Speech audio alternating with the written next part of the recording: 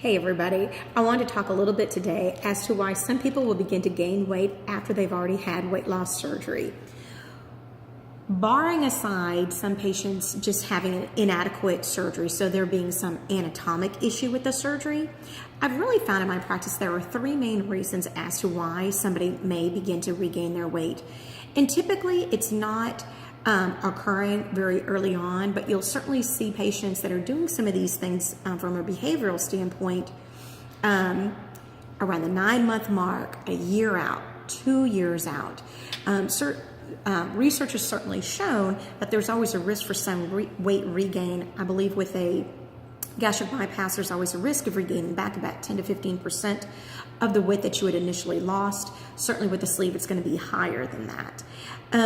But in my experience, 3 culprits for weight regain. So what are they?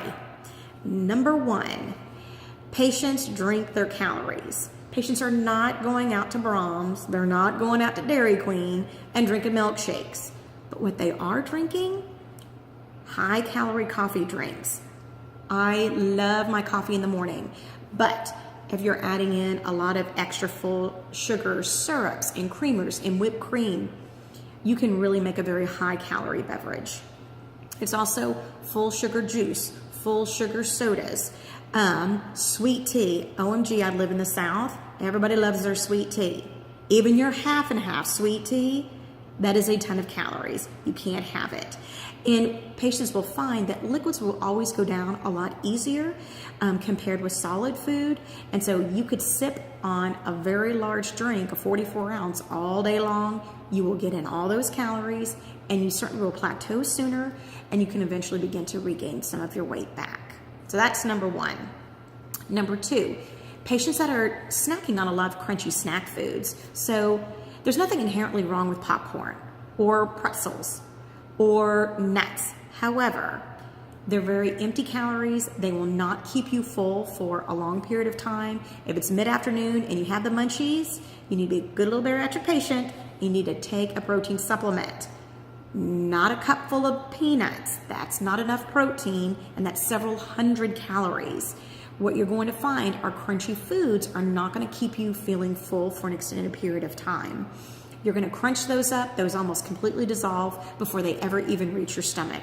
I could probably go in and surgically remove your entire stomach, and you'd still be able to snack on some chips and pretzels and things like that. So snacking on those types of snack foods certainly can lead people down the wrong path. And then finally, what I'm finding is if patients graze throughout the day, and that also can kind of either go hand in hand with the snack food or even with a high calorie liquid. So patients need to know they need to have breakfast, lunch, and dinner. Even if one of those meals is just a protein bar or a protein shake, you need to have some type of meal. And when I say a meal, it can just be a couple hundred calories. It doesn't have to be a big spread. The other thing is if people go to lunch, they've had one of these surgeries, they can't physically get in all of their lunch, especially again, being from Texas, everything's huge. You get this great big plate of food, you can only eat a little bit because your stomach's small. Then you get it to go, you bring it back to the office, and then you just graze on that throughout the day.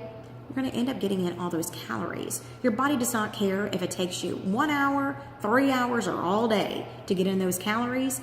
If you eat it and put it in your mouth, you're going to get in all those calories. So let the surgeries work for you. Let the surgeries do what they need to do, and part of that is just restricting the amount of food that you eat. So take those 3 tips, and I wish you all the very best of luck.